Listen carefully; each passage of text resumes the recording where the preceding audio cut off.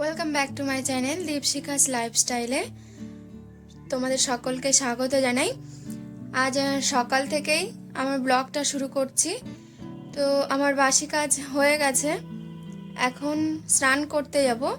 তো আর তোমরা সকলেই জানো অযোধ্যাতে শ্রী ভগবান রামের বাল্যরূপ প্রতিষ্ঠিত হচ্ছে। তো আজকের দিনে ওখান থেকে সবার বাড়িতেই, তোমরা সবাই জানো যে সবার বাড়িতেই অযোধ্যা থেকে চাল এসছে ভগবানকে কিছু অন্নভোগ রান্না করে দেওয়ার জন্য। তো আমিও ভেবেছি যে আজকে আমার ঠাকুরের আসনে ঠাকুরকে কিছু অন্নভোগ রান্না করে দেব। কি রান্না করি চলো দেখতে থাকো, আর কিভাবে পুজো দিই তোমাদের এই ব্লগে সবটা দেখাবো। তো তোমরা ব্লগটা দেখতে থাকো, আশা করি ভালো লাগবে। তো চলো বন্ধুরা, দেখা হবে স্নান করে, তারপর ক্যামেরার সামনে আসছি। তো বন্ধুরা, আমি স্নান করে চলে এসেছি। দেখো, একটু সাজুগুজু করে নিয়েছি আর একটা সাদা শাড়ি পরে নিয়েছি। সাদা শাড়ি পরলে পুজো দেওয়ার সময় মনটা বেশ ফ্রেশ থাকে, পুজো দেওয়ার বেশ একটা ফিলিংস মনের থেকে আসে। আর তো চলো, এখন আমি ঠাকুর ঘরে চলে যাব। ঠাকুর ঘরে আজকে অনেক কাজ পড়ে রয়েছে, তাহলে তোমরা দেখতে থাকো। এখন চলে এসেছি আমি ঠাকুর ঘরে। ঠাকুরের আসনের যে ফুলগুলির, যে ঠাকুরের গায়ের যে চাদরগুলি রয়েছে সেটা আমি প্রথমে সরিয়ে নেব। তো আমাদের দুটো ঠাকুরের আসন তোমাদের আগের ব্লগেও আমি বলেছি।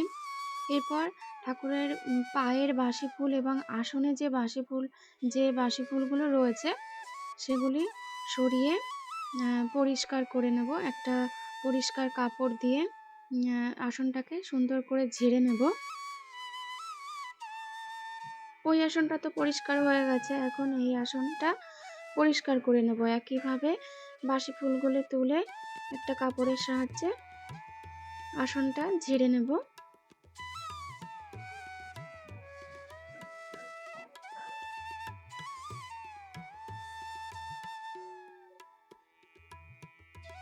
এরপর বাসি থালা বাসনগুলি নিয়ে পরিষ্কার করতে নিয়ে যাব। এখানে দেখো ঠাকুরের রান্না শুরু করে দেব। তো তার জন্য আতপ চাল নেওয়া হয়েছে, মিষ্টান্ন রান্না করব। আর যে হলুদ চালগুলো দেখেছো সেগুলি হলো অযোধ্যা থেকে এসছে। তো আমার শাশুড়ি মাই মিষ্টান্নটি রান্না করবে। তো দেখো, স্টোভে রান্না বসিয়ে দিয়েছে। আর এই যে থালা বাসনগুলো দেখছো এগুলো সবই কিন্তু ঠাকুরের থালা বাসন। আমি এদিকে পুজো শুরু করে দিয়েছি। ঠাকুর স্নান করানোর জন্য একটি পাত্রে দুধ, ঘি, মধু, গঙ্গা জল এই সমস্ত নিয়ে নিয়েছি, আর চন্দনও বেটে নিয়েছি। প্রথমে শ্রী গণেশকে দিয়ে শুরু করলাম স্নানের পর্ব। আমার আসনের যে বিগ্রহকে স্নান করানো যায় সেই বিগ্রহকে স্নান করিয়ে দেব। প্রথমে দুধ দিয়ে আর তারপরে শুদ্ধ জলের দ্বারা আমি সমস্ত ঠাকুরকে ভালো করে স্নান করিয়ে নেব।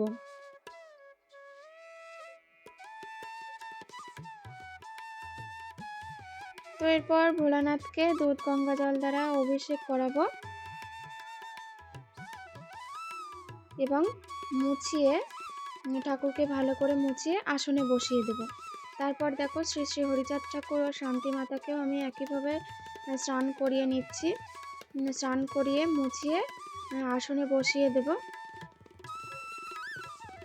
এরপর আমি এখন রাধা গোবিন্দকে স্নান করাচ্ছি। আর রাধা গোবিন্দের স্নানের জলে বা দুধে তুলসী পাতা দিয়ে নিয়েছি।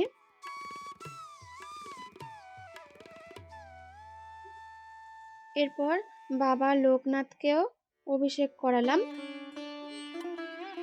এখানে মা লক্ষ্মীকে স্নান করিয়ে নিচ্ছি। মা লক্ষ্মীর এই মূর্তিটি কোড়ে মাটির। প্রত্যেক বৃহস্পতিবারে কিন্তু আমি মা লক্ষ্মীকে স্নান করিয়ে থাকি। এবার দেখো, যে আলেখ্যগুলি স্নান করাতে পারেনি তাদেরকে একটা পরিষ্কার কাপড় ভিজিয়ে সুন্দর করে মুছে নেব। তো গৌরনিতাইকে আমি মুছে নিলাম আগে। তারপর লক্ষ্মীনারায়ণ, ছোট্ট মাটির গোপাল এবং জগন্নাথ দেবকেও মুছে নেব। এবার যে সমস্ত ঠাকুরের কপালে চন্দন দিতে হয়, তো তেনাদেরকে চন্দনের তিলক পরিয়ে দিলাম।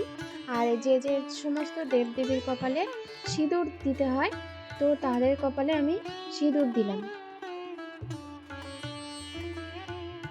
এবার ভোলানাথকে ফুল বেলপাতা নিবেদন করব ওম নমঃ শিবায় মন্ত্র উচ্চারণ করে। তো তারপর গণেশকে আমি ফুল বেলপাতা এবং দুর্বা নিবেদন করলাম। তারপর দেখো শ্রীকৃষ্ণ এবং গোপালকে আমি তুলসী পাতা এবং ফুল নিবেদন করে দিলাম চরণে, আর রাধারানীর হাতে তুলসী পাতা নিবেদন করলাম। তারপর নারায়ণ, লক্ষ্মী, বাবা লোকনাথ সবাইকে আমি ফুল বেলপাতা নিবেদন করে দিলাম। জগন্নাথ দেবকে তুলসী পাতা এবং ফুল দিয়ে দিলাম। মা সরস্বতীকেও ফুল বেলপাতা দিলাম। এভাবে আমি সমস্ত ঠাকুরকে পুজো করে নিলাম। এবার ঘরটাকে সুন্দর করে সাজিয়ে ঘটের সামনেটাও ফুল দিয়ে ভালো করে সাজিয়ে নিলাম, পুরো আসনটাই ফুল দিয়ে সাজিয়ে নিলাম।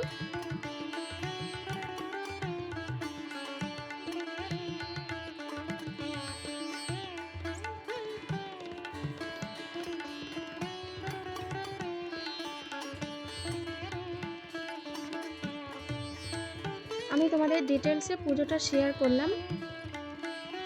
এবার দেখো একটা জল চৌকিতে আমি সাদা কাপড় পেতে নিয়েছি, তার উপরে গোটা আতপ চাল ছড়িয়ে নিয়েছি এবং ছড়িয়ে দেব ফুলের পাপড়ি। আমি গাঁদা ফুল নিয়েছি, গাঁদা ফুলের পাপড়ি ছড়িয়ে দিলাম। এবার শ্রী রামচন্দ্র এবং লক্ষ্মণ, মা সীতা এবং হনুমানজির একটা ফটো, একটা আলেখ্য আমি এই আসনে স্থাপন করলাম। আজকে যেহেতু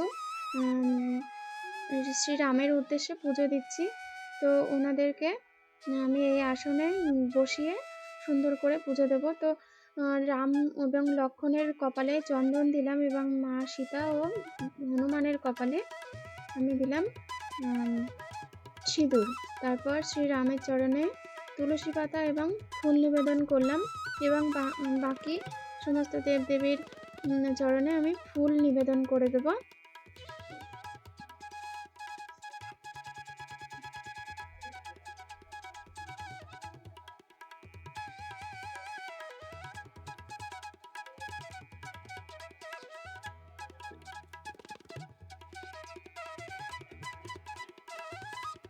এরপর দেখো যে স্থানটিতে ভোগ নিবেদন করব সেখানে ছড়িয়ে দিচ্ছি ফুলের পাপড়ি। এরপর একে একে ভোগ নিবেদন করব। প্রথমে জল নিবেদন করতে হয়, অবশ্যই সেটা করলাম। আর পঞ্চমিষ্টি এনেছি, আর ঠাকুরের জন্য যে মিষ্টান্ন রাখা হয়েছে, রান্না করা হয়েছে, সেটা দিলাম। আর এদিকে দেখো ঠাকুর আমার আসনের আমি সমস্ত দেবদেবীকে উদ্দেশ্য করে আমি এখানে সবাইকে ভোগ নিবেদন করে দিচ্ছি। ফল, মিষ্টি, মিষ্টান্ন এই সমস্ত সামগ্রী দিয়ে।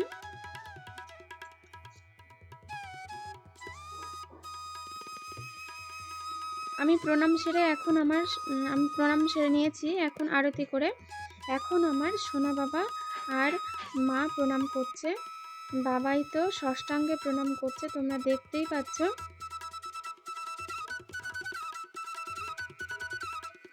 তো শ্রীরামের উদ্দেশ্যে আমি এই মাটির প্রদীপগুলি জ্বালিয়েছিলাম। তো আরতি করা তো তোমাদের সঙ্গে শেয়ার করতে পারিনি, মানে আমি ভিডিও অন করতেই ভুলে গেছি। তো যাই হোক, আমি আরতি করেছিলাম পঞ্চপ্রদীপ, ধূপ, প্রদীপ এই সমস্ত দিয়ে। তো আমি যখন পুজো করছিলাম, আমরা যখন কাজে ব্যস্ত ছিলাম, তখন সোনা বাবা এই খেলনাগুলো নিয়ে খেলছিল। এখন আমি ঠাকুরকে ভোগ নিবেদন করেছি, তো বাইরে অপেক্ষা করছি। এরপর দেখো প্রসাদ তুলে প্রসাদ সাজিয়ে নিয়েছি, পাশের কয়েকটা বাড়ি গিয়ে দিয়ে আসবো। আর পাশের বাড়ি থেকে আমাদেরকে প্রসাদ দিয়ে গেছে সেটাই বসে বসে আমি এখন নিচ্ছি। এদিকে সোনা বাবা দৌড়াদৌড়ি শুরু করে দিয়েছে, ওর ঠাম্মি এখন ওকে খাওয়াচ্ছে লেবুর জুস। তো ও এই রাস্তাটাতে বেরোলেই, আমাদের বাড়ির পাশেই মানে ঘরের পাশে এই রাস্তাটা, তো এই রাস্তাটাতে বেরোলেই ও আর নিজেকে সামলাতে পারে না, সারাক্ষণ দৌড়াতেই থাকে। তো দৌড়াতে খুব পছন্দ করে, তো যেটাই করুন না কেন ওর দৌড়াদৌড়ি থামবে না। তারপর দেখো আমরা মা, আমি আর বাবু মিলে আমরা এখন রোদ পোয়াচ্ছি, প্রচুর শীত পড়েছে তো রোদ পোয়াচ্ছি। তো এরপর চলে এসেছি প্রায় সন্ধ্যার দিকে, রাস্তা দিয়ে যাচ্ছিল সবাই আনন্দ করতে করতে, অযোধ্যার খুশিতে সেটা দেখতেই চলে আসলাম দৌড়াতে দৌড়াতে। তো মিছিলটা যাচ্ছিল মেন রোড দিয়ে, আমি আসতে একটু দেরি করে ফেললাম। তো বন্ধুরা, ভিডিওটা এই পর্যন্তই, দেখা হবে নতুন আরেকটি ভিডিওর সাথে। তো তোমাদের ভালো লাগলে ভিডিওটি লাইক, শেয়ার এবং সাবস্ক্রাইব করে দিও। তো দেখা হবে নতুন আরেকটি ভিডিওর সাথে। সবাইকে টাটা।